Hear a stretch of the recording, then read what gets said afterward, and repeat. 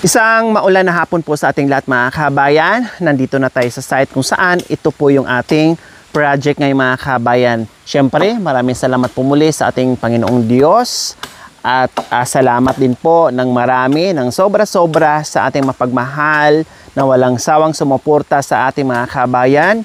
Yung ating mapagmahal na mga very generous sponsors po mga kabayan. Maraming salamat po. And sa ating mga followers, subscribers, YouTube members, viewers, commentators, no, sa lahat na nagmahal sa aking munting adikain, meron na naman tayong gagawin dahil po sa ating lahat, pinagbuklod-buklod yung ating pagmamahal bawat isa, meron na naman tayong mapapasaya ngayon. Yes, si Tatay Ronnie. So ngayon mga kabayan, no, sabi ko nga rain or shine, no, although half din namin ito gagawin mga kabayan, pero at least meron kami magagawa, mabawasan yung aming trabaho.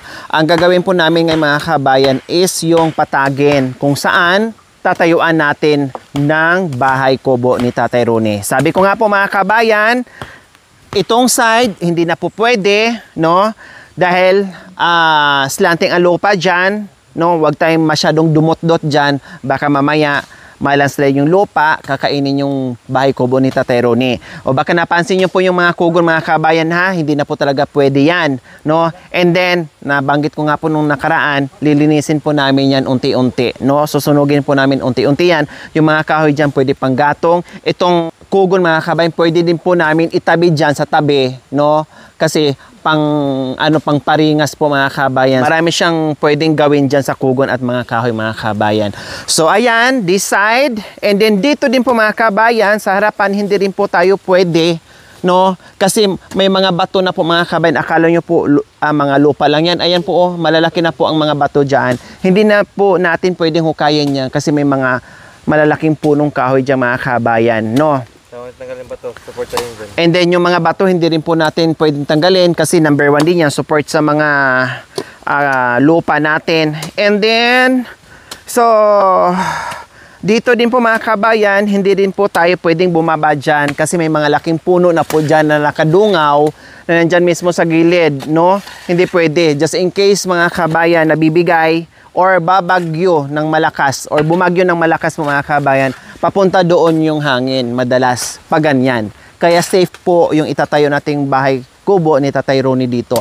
Meron lang kami tatanggalin dyan mga kabayan na isa kasi para for sure humangin man, at least ligtas yung bahay ni Tatay Ronnie. Meron kami nakatutok dyan na isa na tatanggalin natin para hindi delikado, no? So ganyan. And dito din po na side po mga kabayan, saan naglagay po tayo ng pangsamantala na bahay kubo ni Tatay Ronnie kung saan pinaglalipatan ng kanyang mga gamit.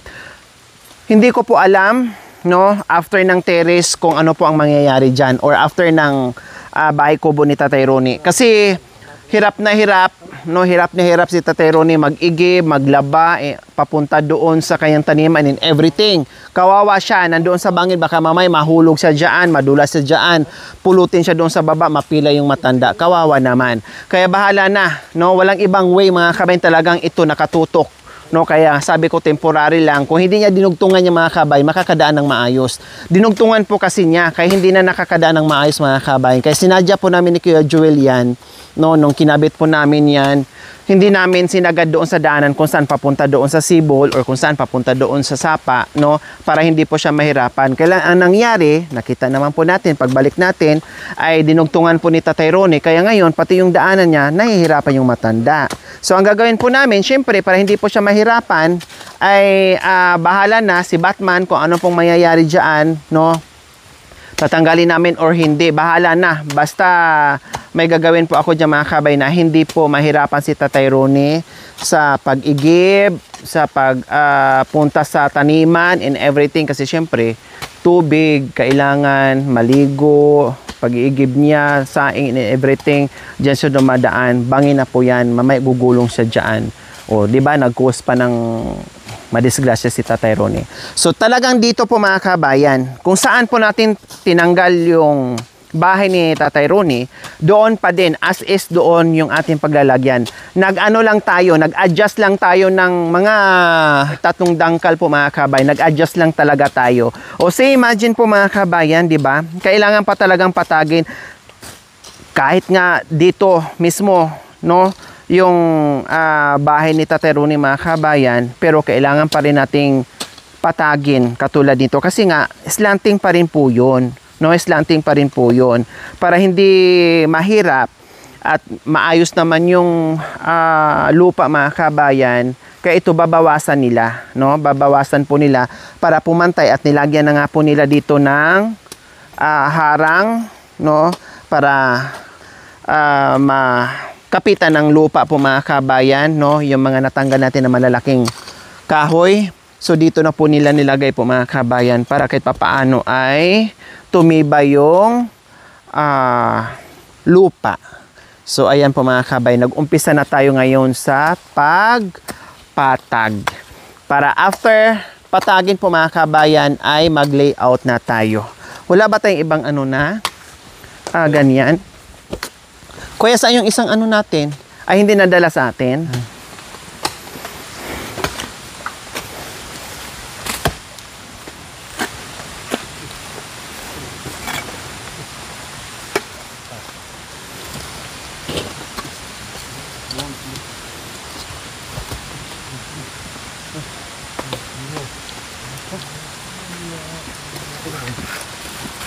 So ito yung sinabi ko mga kabay na itong part, ito yung solid, no? Ito yung solid. Siyempre sa haba ng panahon, no, ito yung solid dito. Doon medyo ampaw yung ano, yung mga lupa mga kabayan.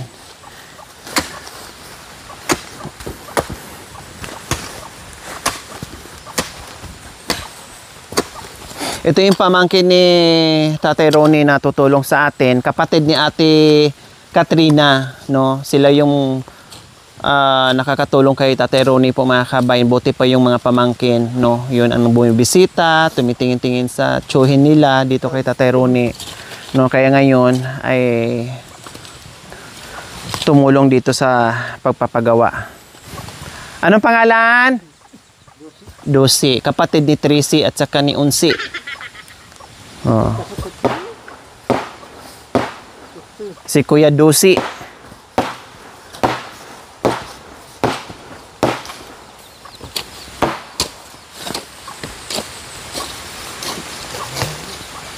No, ito naman po, kasi ito yung naging poste sa bahay ni Tatay Rooney. Ang gagawin dyan, puputulin kasi dito yung terrace niya, no? Kung saan na may magandang tanawin at makikita niya kaagad yung kayong mga pananim dyan, dito pa rin tayo haharap, no? Ganyan pa rin yung terrace niya. Kaya tanggalin to mga kabayan. Unahin lang po namin yung main kubo ni Tatay Rooney. So nagagamit po namin yung mga slab na pinaggawang poste ni Tatay Rooney or pinagawa niya ng bahay. So nagagamit pa rin po namin yung slab. O, di ba? Oh. Nagagamit po. Oo.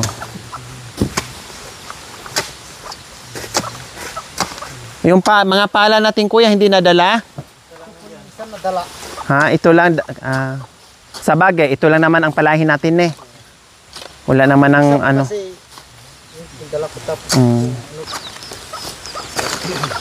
Yung manok ni ano, ni Tatay Rooney, kumakain yung ano. Kinakain niya yung mga ano.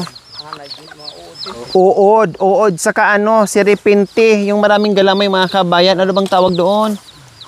Alupihan. May mga uod saka alupihan po mga kabayan. Saka bulati.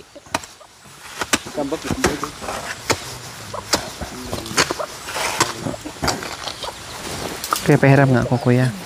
Linisin ko to.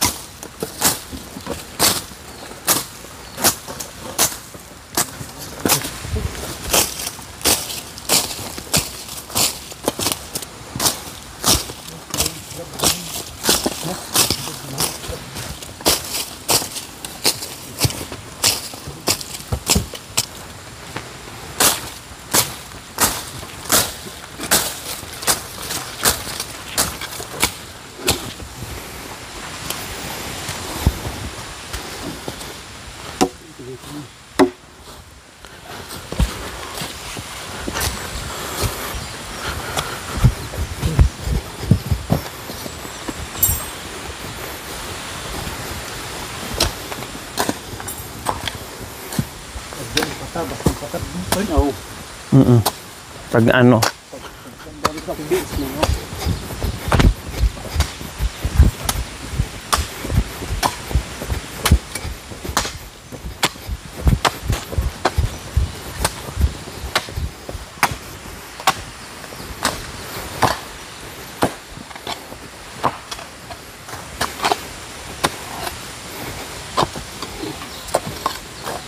Tao na paglakpan ito sa island ni. Ha, tipid. Para maabutan niya ito. Kahit dito ka mag-umpisa, Kuya Ted, oh. May daan pa rin, di ba? Lilinisin naman yan, eh. Barita lang. Pasampa. Nagkabarita ka na. Walang ano, eh. Walang hawakan. Yung barita niya. Mahaba po. Ah, meron? Ah, meron pala. Kasi tingati. Okay, dara ko ng baba, magsiras. Maganda nga yun, pababa ng chinilas. Kasi wala ka ng asawa, meron pang sinilas na.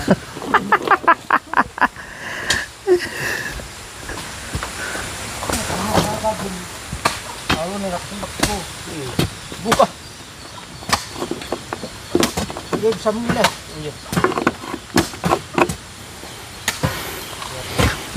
Maglabas ka ng baso, Kuya, para yung gustong uminom. Saka yung kape.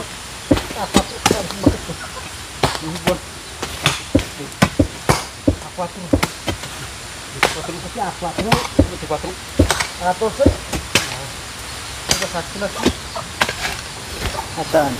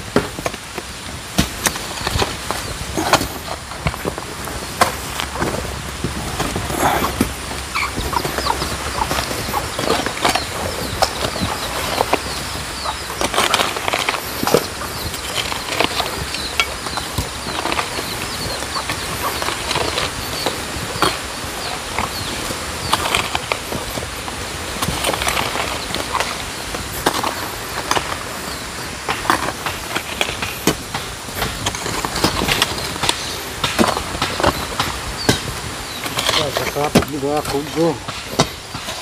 Kapag di na daw, no? Laurit.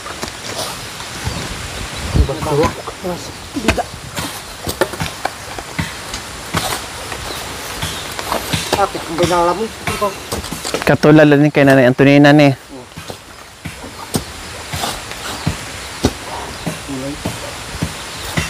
parang ganun. Tandahan, mabigat.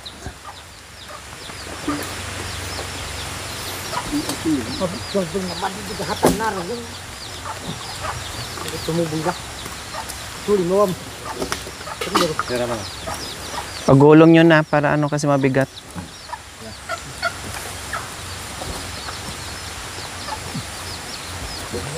O yan yung pinutol ni Tatay Ronnie, mga kabayan, na ang laki. Parang poste ng ano, kuryente, ng Meralco. Oh yeah.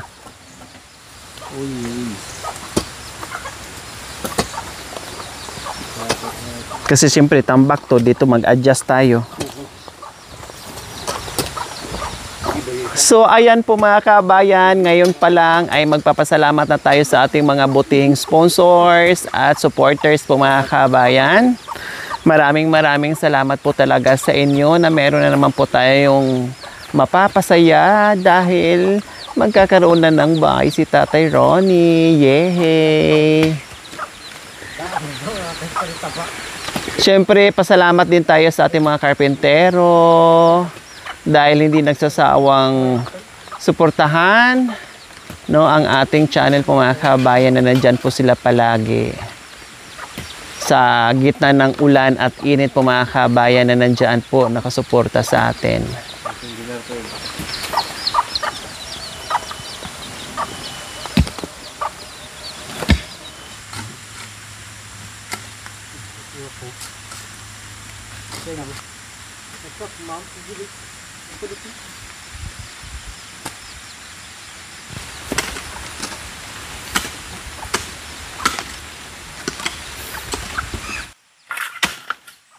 Kapay. Diyan na lang siguro kuya. Hanggang dyan. Sakto lang doon. Sakto lang. So ayan po mga kabayan, coffee time muna dahil malamig ang panahon at butin lang kung kailan tayo dumating dito. Mismong sa site po mga kabayan ay huminto din ang ulan pero malamig pa rin po dito mga kabayan. Kaya coffee time, merienda time po mga kabayan. Coffee is life.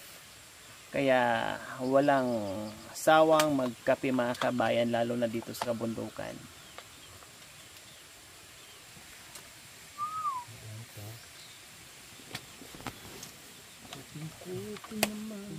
Tinapi yan dyan. Sa gilid.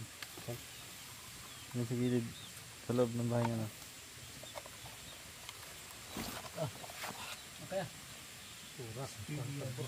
Pamamay niya, kahadibon ka na. Grabe naman dito makaalok si Nikini.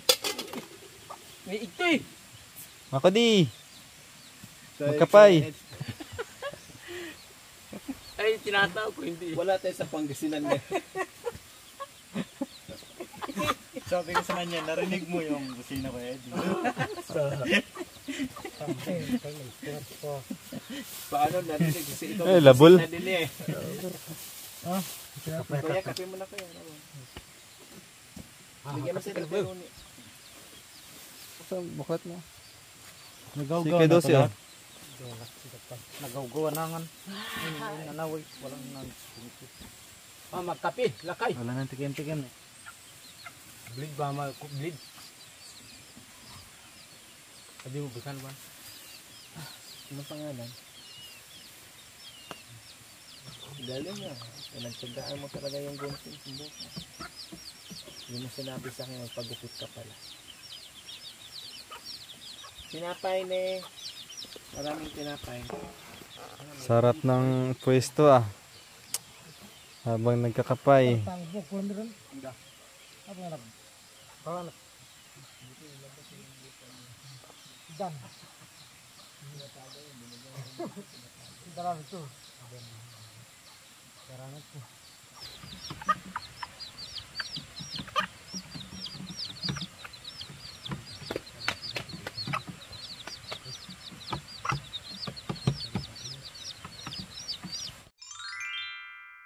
Thank you for watching. Don't forget to like, share, and subscribe.